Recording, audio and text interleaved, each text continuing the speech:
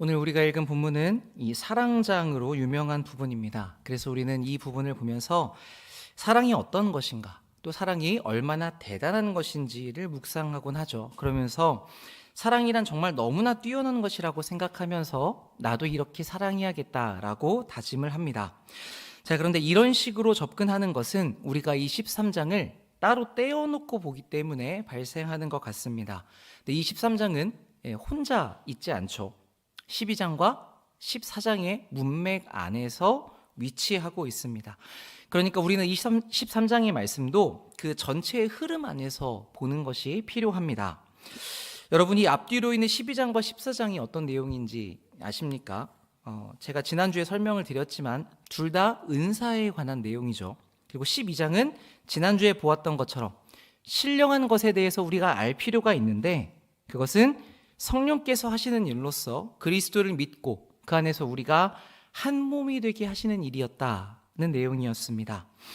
그래서 하나님께서 주신 우리 각자의 다양한 은사 중에서 어떤 것이 정말 대단한 것인가에 초점을 맞출 게 아니라 그것으로 우리가 서로 돕고 하나됨을 완성해가는 유익을 누릴 수 있어야 된다가 지난주의 말씀이었죠. 자, 그런데 거기에 이어서 바울은 은사는 조각조각이고 다양하고 제각각이지만 한 명도 예외 없이 너희 모두가 사모해야 되는 더욱 풍성한 선물이 있다고 12장의 이야기를 이끌어 갑니다. 그게 우리가 오늘 본 13장 바로 앞에서 이야기한 너희에게 보여줄 가장 좋은 길이죠. 그리고 오늘 본문의 사랑에 대한 이야기가 이어지기 때문에 우리는 사랑이 가장 좋은 것이라고 오해하기가 쉽습니다. 그런데 이 12장 31절에서 가장 좋은이라고 번역되어 있는 단어는 이 다른 것들 너머로 던진다는 의미를 가지고 있거든요. 그래서 이 의미를 강조해서 살려본다면 여기서의 이 가장 좋은 길이라는 말은 그런 것들 너머에 있는 길이라고 우리가 표현할 수 있습니다. 자, 그렇다면 오늘 본문에서 이야기하고 있는 사랑을 우리가 어떻게 이해할 수 있습니까? 예언도 있고 방언도 있고 병고침도 있고 이런 여러 은사들이 있는데 그 중에서 가장 좋은 것이 사랑이다가 아니라 이런 선물들은 우리가 나누어 가지고 있지만 사랑은 그 은사들과 다른 차원에 있다는 겁니다. 사랑이 이 은사들을 은사답게 의미 있게 만들어주기 때문에 그런 것이죠. 그래서 사랑은 누구들만 사모할 게 아니라 전체가 다 바라야 한다고 이야기한 것입니다. 여러분, 여기까지 내용이 이해가 되십니까? 제가 이걸 적으면서 엄청 고민을 했습니다. 이게 이해가 잘 안 되실까 봐. 은사는 이런 카테고리에 있다면 사랑은 그 너머에 있는 것, 다른 종류의 것이라고 이야기를 하는 것이죠. 그러니까 우리가 이 내용을 바르게 이해한다면 그럼 여러분, 우리가 어디에 신경을 쓰게 되겠습니까? 어떤 은사를 구할 것인가, 어떤 은사가 뛰어난 것인가가 아니라 지금 나에게 이 사랑이 있는가에 집중하게 되겠죠. 우리가 여기에 집중하지 않으면 참 무서운 일이 벌어집니다. 하나님께서 우리에게 선물로 주신 것 때문에 우리가 싸우게 되는 것이죠. 고린도 교회는 우리가 지금 볼 때에 이 교회 문제가 참 많았다라고 이야기하지만 사실 하나님의 선물을 정말 많이 받았던 교회였습니다. 지식도 풍부했고 은사도 풍부했고 신앙에 대한 열심도 차고 넘쳤던 사람들이죠. 우리는 신앙생활을 하면서 우리도 정말 이 중에 하나라도 있으면 좋겠다. 우리에게 지식이든지 은사든지 열심이든지 이런 게 풍성했으면 좋겠다 싶은데 이 고린도 교회는 그거를 다 가지고 있었단 말입니다. 그런데 단 한 가지, 사랑이 없어서 이 모든 장점들이 다 단점이 되어버렸습니다. 그래서 내가 지금 이 대단한 방언으로 기도를 하는데 너는 왜 나에게 이걸 못하게 만드느냐라고 싸웠던 것이죠. 너가 방언을 못한다고 나도 못하게 하지 말고 억울하면 너도 해라. 나는 지금 잘하고 있지 않느냐가 되는 것입니다. 그러니까 유익하라고 주신 은사가 공동체 안에 유익을 만들어내지 못하는 것이죠. 왜 그랬습니까? 사랑으로 하지 않았기 때문입니다. 그러니까 여러분, 이때 우리가 뭘 생각해야 된다고요? 내가 지금 사랑으로 하고 있는가? 자, 우리 중에 예언을 하는 분이 있다고 해봅시다. 누군가가 예언을 하는 건 너무 위험한 일이니까 좀 자제하십시오라고 한다면 여러분 어떤 생각이 드시겠습니까? 내가 지금 내 말을 하는 게 아니라 하나님이 주신 말씀을 전하는데 이런 영적인 일도 못 알아보면서 감히 나에게 그렇게 이야기하느냐라는 생각이 들 수 있겠죠. 그러니까 여러분 이때 우리가 뭘 생각해야 된다고요? 내가 지금 이 예언을 사랑으로 하고 있는가를 생각해 보셔야 된다는 겁니다. 사랑을 안 해서 말을 하고 사랑하면 말을 안 해야 된다가 아닙니다. 말을 하더라도 사랑으로 해야 하는 것이고 말을 안 할 때에도 사랑으로 해야 되는 것이죠. 그러니까 제가 볼 때 여기에 계신 분들은 누구보다도 다른 사람들을 잘 돕고 구제하시는 분들입니다. 그러니까 그게 얼마나 쉬운 일이 아닌지는 저도 잘 알고 있습니다. 저희 어머니도 이 다른 사람들을 돕는 일을 참 좋아하시거든요. 그래서 어디서 뭘 받으면 그렇게 다른 데 갖다 주시고 또 어디서 뭘 받으면 또 갖다 주시고 그래서 지금도 떡을 그렇게 보내주시는데 제가 그만 보내라고 했는데도 이번이 마지막이라고 하면서 지금 몇 번째인지를 모르겠습니다. 근데 저는 그런 어머니를 보면서 이렇게 돕는 것이 참 의미 있고 좋은 일이구나라는 걸 이제 삶으로 배우는 부분이 있거든요. 여러분들도 그렇게 돕는 분이신 것을 잘 알고 저희 어머니가 그렇기 때문에 이게 누군가를 도우려면 남들 놀고 먹을 때 나 안 쓸 거 안 쓰고 그렇게 손해 봐가며 해야 된다는 것을 잘 알고 있습니다. 자, 그런데 그렇게 열심히 구제를 하고 있는데 누군가가 나에게 뭐라고 하는 이야기가 들리면 어떤 생각이 드십니까? 저렇게 자기 놀러 다닐 거 다 놀고 자기 쓸 거 다 쓰면서 남은 안 도우면서 뭐 그렇게 잘한다고 이렇게 열심히 하고 있는 나에게 뭐라고 하는가 라는 마음이 들 수가 있죠. 그러니까 사람은 누구나 다 이런 마음이 든단 말이에요.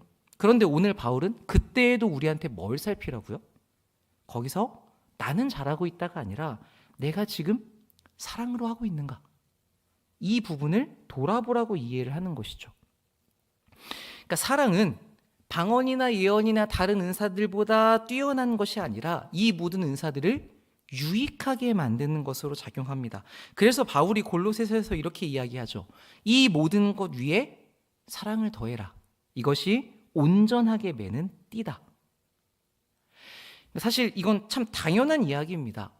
한 남자가 한 여자를 위해서 멋진 식당을 예약하고 감동받을 만한 선물을 준비를 했습니다.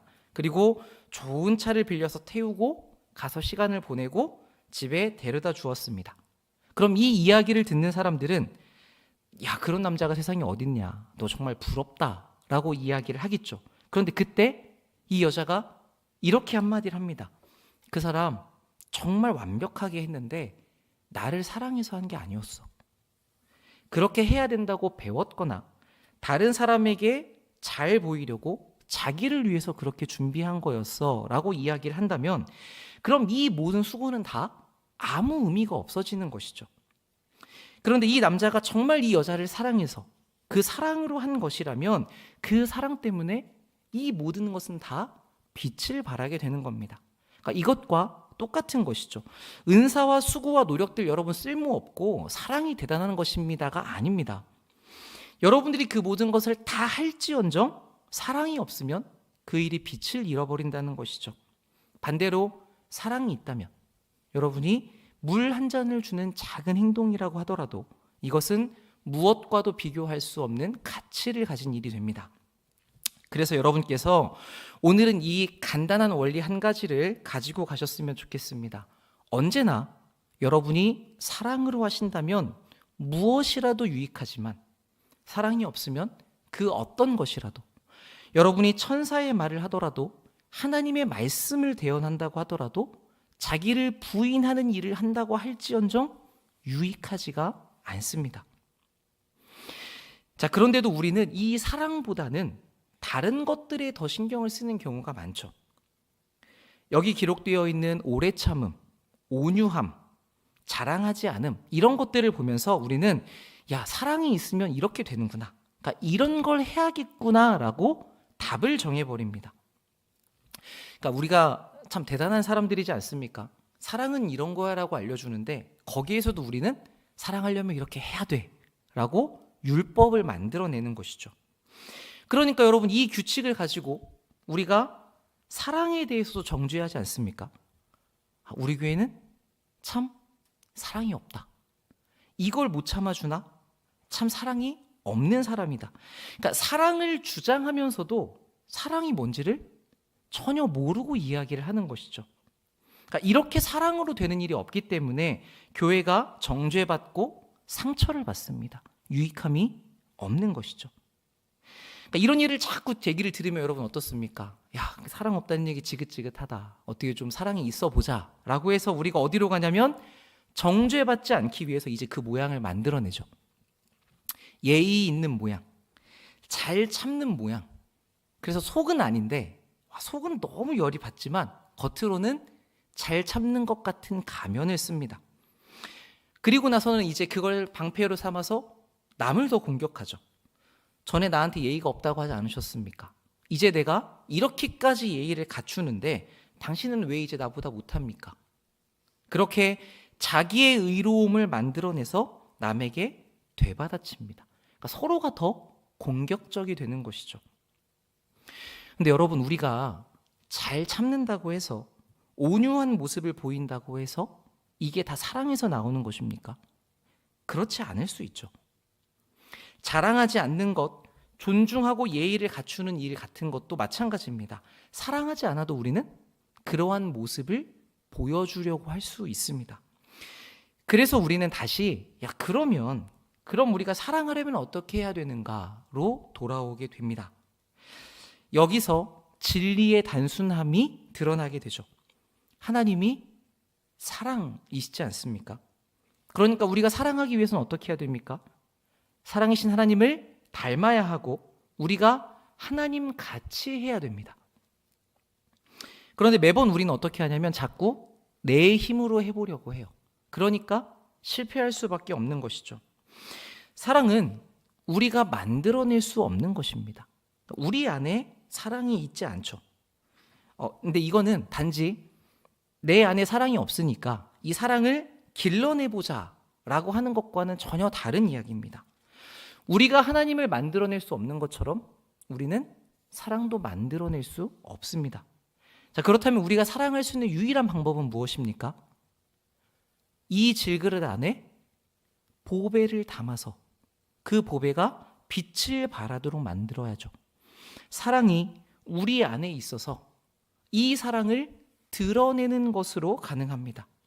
그러니까 우리는 내가 자꾸 사랑을 만들어내야겠다라고 할 게 아니라 그럴 때일수록 내 안에 그리스도께서 사시도록 노력해야 되는 것입니다. 근데 우리 안에 예수님이 살아야 된다 이런 표현을 쓰면 무슨 말인지 하나도 모르시겠죠. 그래서 조금 더 실제적으로 이야기한다면 내가 주인이 되지 않고 예수님이 주인이 되시도록 그때마다 나의 결정을 내어드려야 된다는 것입니다. 매 순간 여러분이 내가 지금 사랑하고 있는 것인가, 사랑으로 하는 것인가를 고민할 때마다 사랑인 예수님께서 어떻게 하셨을까를 묵상하시고 그렇다면 나도 그 길을 따라가야겠다라고 자기를 복종시켜야 하는 것이죠. 예수님의 마음을 헤아려서 내 마음으로 받아들이고 그 예수님의 행동을 내 것으로 삼아내는 것, 이것 외에는 우리가 결코 사랑을 행할 수가 없습니다. 저는 여러분들께서 이 내용을 분명하게 알고 계셔야 된다고 생각을 합니다. 그래야 우리가 이 세상에서 사랑을 기대하지 않게 되거든요. 세상은 하나님이 계시지 않기 때문에 우리가 세상에 대해서 사랑을 기대해서는 안 됩니다. 이건 불가능한 일입니다. 그래서 이 땅에서는 여러분들밖에 사랑을 보여줄 사람들이 없습니다. 그러니까 이런 의미로 여러분이 이 세상의 유일한 소망인 것이죠. 하나님을 보여줄 수 있는 형상이자 사랑이 없는 곳에 사랑을 드러낼 사람들은 우리들밖에 없습니다. 여기까지 여러분들이 동의가 되신다면 조금 더 나아가 볼 수 있겠죠. 여러분이 은사, 성령께서 주신 신령한 것을 사용하는 데에도 우리가 이렇게 사랑으로 하는지를 신경 써야 된다면, 그렇다면 평소에 우리의 마음대로 하기 쉬운 말과 생각과 행동에 대해서는 얼마나 더 신경을 써야 하겠습니까? 여러분은 여러분이 하시는 생각에 대해서 이게 내가 사랑으로 하는 생각인지를 자주 매 순간 살펴보십니까?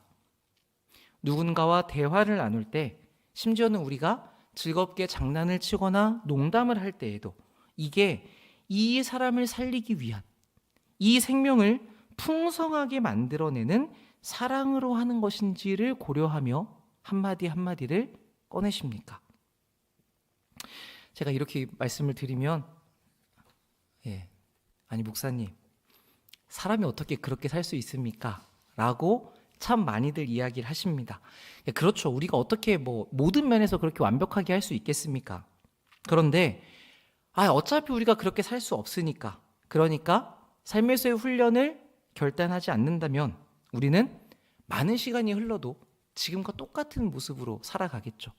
그리고 우리가 이렇게 하나님을 닮아가기를 노력하지 않는다면, 이 삶을 포기해 버린다면 우리는 지금과 같은 상태로 유지되는 게 아니라 시간이 갈수록 더 악화되는 것을 경험하게 될 겁니다. 그런데 여러분, 신기하게도 우리가 이 일에 있어서 순종하기로 결단하고 집중하고, 여러분이 매 순간 내가 지금 사랑으로 행하고 있는가에 집중하며 훈련을 해보시면 이 일이 됩니다.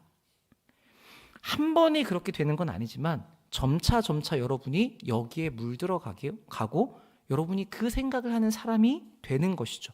그래서 바울이 12장 2절에서 이 전체 문맥의 도입부에서 뭐라고 이야기했습니까? 12장 2절 보겠습니다. 너희도 알거니와 너희가 이방인으로 있을 때에는 말 못하는 우상에게로 끄는 그대로 끌려갔느니라. 그러니까 우리가 전에는 그냥 끌려갔다는 겁니다. 하나님의 뜻대로 살 수 없는 상태에 있었단 말이죠. 그러나 3절, 그러므로 내가 너희에게 알리노니 하나님의 영으로 말하는 자는 누구든지 예수를 저주할 자라 하지 않고 또 성령으로 아니하고는 누구든지 예수를 주시라 할 수 없느니라. 이제는 그렇게 끌려가는 사람이 아니라 예수를 주인으로 고백하는 성령의 사람이 되었다고 이야기합니다. 그러니까 그렇게 우리는 세상의 영역이 아닌 완전히 다른 자리로, 사랑의 아들의 나라로 넘겨진 사람들이라는 것이죠. 그래서 우리는 이제 이 모든 것을 의미 있게 만들어내는 사랑을 이루어낼 수 있게 되었고, 그것을 이루어내라는 요구를 받습니다.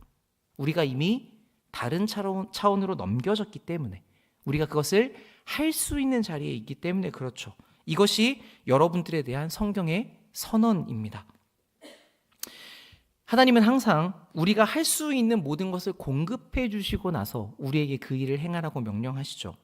그래서 바울이 은사는 각자 가지고 있지만 너희 전부는 다 더 풍성한 것을 사모해야 된다고, 차원이 다른 이 길을 걸어가야 된다고 한 것입니다. 우리가 그렇게 할 수 있기 때문입니다. 그러므로 여러분들이 진짜 내가 말씀을 따라서 우리 인생의 목표를 이것으로 잡고 여기에 매달린다면 여러분, 이거는 되는 일입니다. 하나님께서 그걸 계획하셨고 이 일을 이루기 위해 예수님께서 오셨고 지금 성령께서 함께하고 계시기 때문이죠. 그러니까 이게 될까? 안 될 것 같은데 의심하지 마시고 여러분이 천국문 앞에 도달할 때까지 믿음으로 계속해서 도전하시기 바랍니다. 자, 그럼 우리가 이렇게 매번 사랑으로 행하고 있는지를 살피며 산다면 그러면 어떤 일들이 벌어지겠습니까? 여러분이 하시는 모든 일들이 하나님 앞에서 의미가 있고 또 사람들에게는 유익을 남기는 일로 자리를 잡겠죠. 그런데 여러분, 거기에만 그치지 않습니다. 그것과 더불어서 세상을 바라보시는 여러분들의 관점이 바뀌게 됩니다. 왜냐하면 내가 나를 살피는 기준을 지금 사랑에 두기 시작하잖아요. 그러면 우리가 어떤 문제를 판단하고 고쳐가는 데 있어서 기준을 이 사랑이라는 것으로 적용하게 되기 때문입니다. 대부분 살면서 우리는 판단의 기준을 어디에 두며 살아갑니까?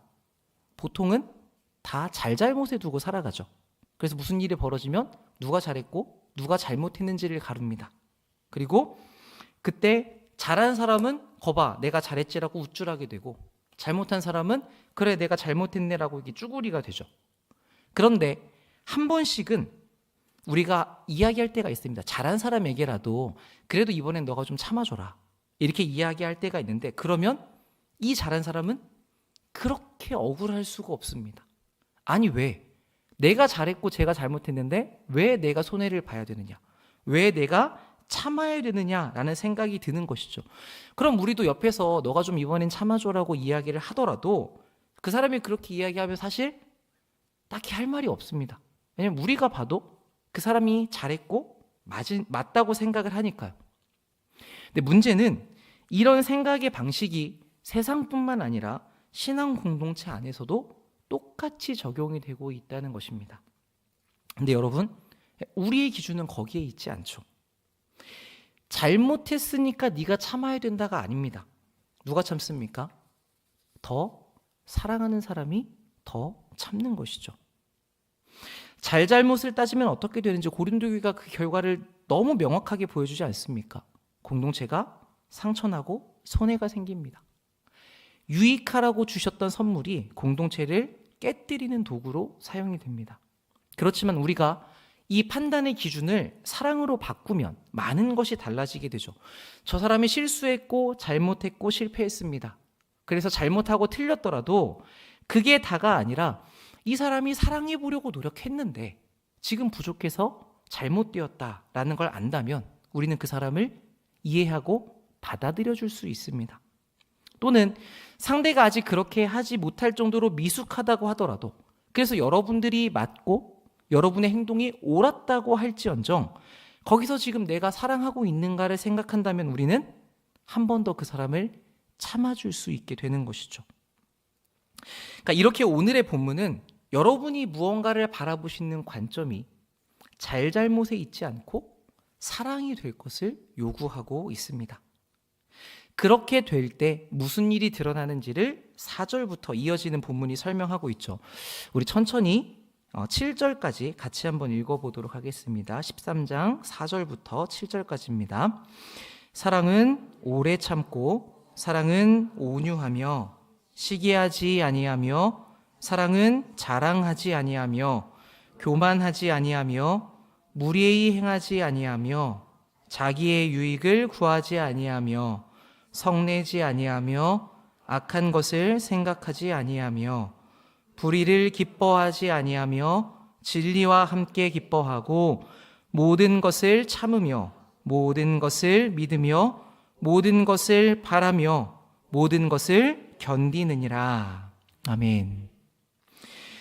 여러분이 사랑에 대해 고민할 때 이 구절을 자주 살펴보시면 좋겠는데, 다만 한 가지 여기서 오해가 없기를 바라는 것은 여러분, 오래 참는 게 사랑이 아닙니다. 온유한 것이 사랑이 아닙니다. 이렇게 생각하니까 우리는 자꾸 참으려고 하고 온유하려고 하죠. 그런데 순서가 어떻습니까? 사랑은 오래 참는 것입니다. 사랑이 온유한 것이죠. 오래 참는 게 사랑을 만들어내는 게 아니라 여러분 안에 사랑이 있을 때 그 사랑 때문에 오래 참게 되는 것입니다. 그래서 여러분 4절부터 나열되는 이 많은 것들은 다 사랑으로부터 나오는 결과물들입니다. 잎이고 꽃입니다. 그런데 여러분, 우리가 잎을 다 주워 모은다고 나무가 됩니까? 아니죠. 그러니까 우리는 더욱더 이 뿌리가 되는 사랑에 집중을 해야 하는 것입니다. 사실 여러분, 우리가 진짜로 사랑한다면 여기 나열되어 있는 이 4절부터 7절까지들만 나타나겠습니까? 훨씬 더 많은 것들이 나오겠죠. 근데 바울은 지금 이 고린도 사람들에게 필요하다고 생각되는 몇 가지를 추려서 이야기하고 있기 때문에 사랑의 모습이 이렇게 기술이 되는 거지, 이게 전부는 아닐 겁니다. 그러니까 우리는 사랑하겠다고 오래 참아야지, 온유해야지라는 모양을 만들어낼 게 아니라 어디에 집중해야 돼요? 그럴 때마다 사랑하는 마음을 갖고자 우리의 마음에 집중해야 됩니다. 사랑 없는 우리의 마음을 사랑이신 주님으로 채워가는 일에 여러분이 우선 집중하셔야 되는 것이죠. 그렇게 여러분의 마음에 하나님의 자리를 잡으시면, 그러면 이 사랑의 결과물들은 다 여러분에게 따라옵니다. 그러니까 여러분, 자꾸 뭔가 사랑을 해보겠다고 애쓰시기 전에 사랑하기 위해서 우리가 먼저 하나님 앞에 멈추어 계시면 좋겠습니다. 오늘 본문도 자세히 보시면 그런 느낌을 주죠. 오래 참고, 시기하지 않고, 자랑하지 않고, 교만하지 않고, 무례하지 않고, 자기의 유익을 구하지 않습니다. 그러니까 잘 보시면 사랑은 다 뭘 안 합니다. 바울이 왜 이렇게 표현을 했을까요? 우리는 다 뭘 하려고 하기 때문에 그렇습니다. 내가 무언가를 만들어내려고 하고 내 안에 있는 것을 자꾸 드러내려고 합니다. 그래야 직성이 풀리죠. 그렇게 자꾸 자신을 드러내려고 하는 것, 고린도 교회 사람들이 그랬습니다. 그래서 바울은 그런 우리의 본성과는 반대되는 표현을 쓰는 것이죠. 그래서 성경이 말하는 사랑은 꽤나 정적으로 기술됩니다. 그리고 여러분, 이 내용을 잘 살펴보시면 이것들은 다 나를 드러내기보다는 상대방을 인격적으로 대할 때 나타나는 것들이죠. 그래서 사랑은 상대를 존중하는 것입니다. 상대방을 배려하고 상대방을 귀한 사람으로 여기고 상대방을 예의 있게 대하는 것입니다. 그래서 사랑이 인격적이죠. 왜냐하면 사랑이신 하나님이 우리에게 그러하시기 때문입니다. 이 말씀을 우리가 반대로 살펴보면 사랑이 없을 때 우리는 기본적으로 상대를 존중하지 않습니다. 배려하지 않고 예의 있게 대하지 않죠. 내 기분과 내 생각, 나를 중요하게 여기고 나를 자꾸 강요하게 됩니다. 그래서 여러분 이 항목을 잘 살펴보시면 좋겠습니다. 우리가 이 사랑에 대해서 묵상할 때마다 사랑은 정말 깊고 넓고 높은 수준의 것이라는 것을 계속 깨달아 가는데 동시에 이 사랑은 모든 관계에서 가장 기초적인 것이기도 합니다. 상대방을 대할 때 어떤 마음으로 대해야 하는가? 우린 이 내용을 이미 유치원에서 다 배웠죠. 친절하게 해야 되고 예의 있게 해야 되고 상냥하게 해야 됩니다. 문제는 우리가 그것을 얼마나 살아내려고 애쓰고 있는가의 부분이죠. 그래서 저는 우리들의 사랑이 이 개념에서 멈추지 않기를 바랍니다. 우리의 삶에는 과연 이 사랑을 위한 노력들이 있습니까? 너무 사랑하려고 하면 무언가 선을 넘는 것 같고, 그래서 또 너무 안 하려고 하면 무관심해지는 것 같고, 그러니까 이 사랑이 참 어렵습니다. 저도 사역을 하면서 사실 사역이라는 게 다 뭐냐면 사랑하는 일이거든요. 그리고 사랑받는 일인데 이게 어떻게 해야 되는지 참 어려울 때가 많습니다. 그래서 고민이 참 많은데 그때 저한테 도움이 된 책의 한 글귀가 있어서 여러분과 나누려고 가지고 왔습니다. 내용이 이렇습니다. 사랑을 노력하는 사람은 행동이 곧 하나님 행세라는 것을 알기에 사랑을 한다는 건 하나님의 행세를 한다는 것이니까 얼마나 위험한지 안다. 그러나 그렇다고 해서 행하지 않으면 아무것도 이루어지지 않는 무능만이 남는다는 것 또한 알고 있다. 이 지점에서 참 사랑은 그 위험을 감수하게 만든다. 그리고 하나님의 역할에 따른 책임감을 느끼면서 부주의하게 가볍게 행동하지 않으며 실수 없이 하나님의 뜻을 행하려는 이 믿음을 가지고 애를 써본다.